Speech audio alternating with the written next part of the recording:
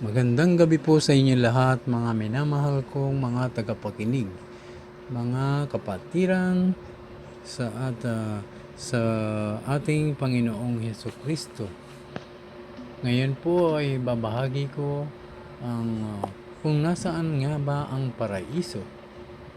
So marami pa pong hindi nakakaalam kung nasaan nga ang paraiso na binabanggit ng Panginoong Hesus o ng Biblia. Sandali po tayong manikluhod sa ating Panginoon. Panginoong Diyos, Ama na nasa langit, sambahin ang pangalan mo sapagkat ikaw ay Espiritu, kaya dapat ka naming sambahin sa Espiritu at katotohanan. Patuloy kaming lumalapit po sa iyo, Panginoon. Humingi po ng kapatawaran sa lahat ng aming mga nagawang kasalanan. Linisin mo po ang aming puso at isipan. Tulungan mo kami, Panginoon Diyos, patawarin mo kami. Linisin mo ang puso at isipan sa aming mga nagawang kasalanan sa isip, salita at sa gawa. Pinagsisihan namin lahat ng ito, Panginoon. Malayang kumilos ang banal mong Espiritu sa lugar na ito, Panginoon. Sa oras na ito, dalangin ko po, Panginoon, lahat ng mga nakikinig ng iyong mga salita. Dalangin ko po na tumimo sa kanilang puso at isipan. Mabuksan mo kanilang espiritual na pag-iisip sa iyong mga salita, sapagkat ang iyong salita ay katotohanan na dapat malaman ng lahat ng tao. Dapat malaman ng tao pati ang tamang turo na galing sa iyo, Diyos, o Panginoong Jesucristo. Salamat po, Ama na nasa langit, sa makapangyarihang pangalan ni Jesus. Amen. So, yun nga po ang ating topic. Nasaan nga ba ang paraiso na binabanggit ni Jesus o ng Biblia? So, ngayon po ay malalaman ninyo kung saan nga ito naroroon. Maraming tumutuklas o naghahanap ng kasagutan tungkol dito. So, basahin po natin sa 2 Corinthians 12 verse 1 to 3. May kilala akong isang Kristiyano na dinala sa ikatlong langit. 14 na taon na ang nakakalipas. Hindi ko lang matiyak kung iyo'y isang pangitain lamang o tunay na pangyayari. Ang Diyos lamang ang nakakaalam. Inuulit ko, siya'y dinala sa paraiso. At tulad ng sabi ko, ang Diyos lamang nang nakakaalam kung ito nga'y isang pangitain o tunay na pangyayari. So, maliwanag po sa ating mga nabasa na ang paraiso ay nasa ikatlong langit, na kung saan dito dinala si Lazaro na kasama si Abraham.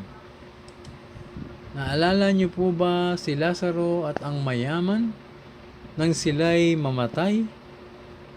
Si Lazaro po ay isang mahirap,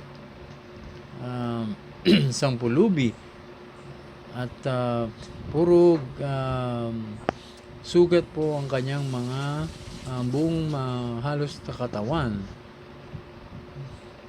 At laging namamalimos po. Lagi po siyang nasa pintuan ng mayaman.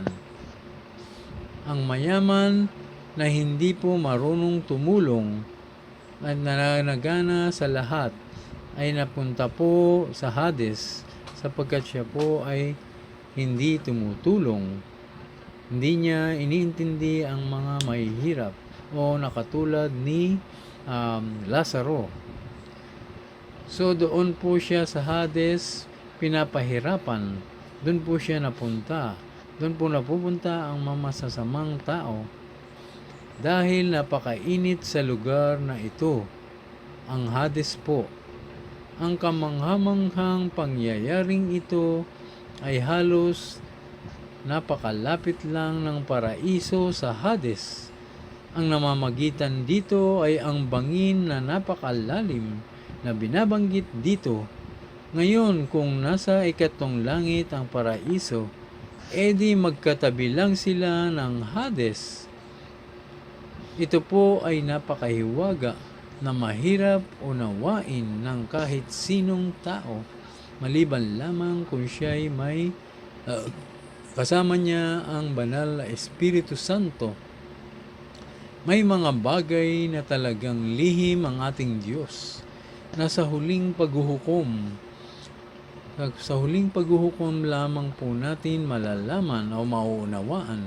Basta't ang mahalaga ay ang makapunta po tayo sa paraiso na kung saan ay napakaganda dito. Kung ikukumpara po sa Hades na sobrang init at matinding paghihirap ang mararanasan kapag napunta ka po doon. So ito nga po ang tinatawag na daigdig ng mga patay. Dito naghihintay ang mga taong namatay na, mga gumagawa ng masasama, mga taong peke o pekeng Kristiyano, mga nagnanakaw, mga tamad, nangangalunya, mangkukulam, mga taksil, sinungaling, mga nagpasasa sa kahalayan.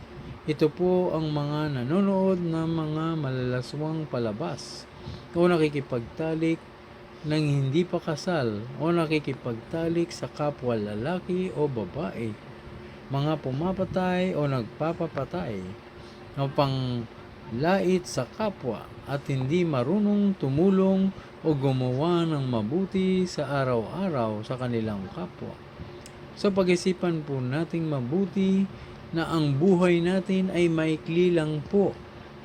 Kaya siguruhin na ang ating pamumuhay ay malinis, makatarungan, matuwid, at gumagawa ng mabuti at tumutulong sa kapwa at nagmamahal.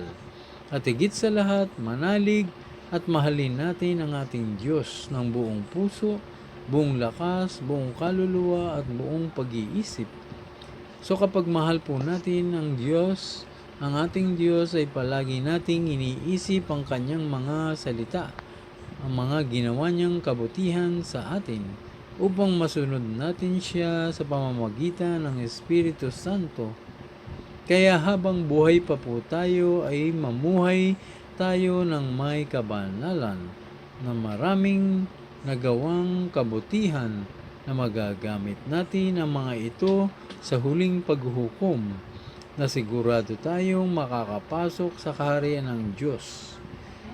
At nalaman na po natin kung nasaan ang paraiso na ating nabasa o nabanggit sa Biblia, na kung saan ito po ay napakahiwaga, na tanging ang Diyos lamang ang makapagpapaliwanag sa huling paghuhukom, dahil napakalayo ng karunungan ng Diyos sa tao.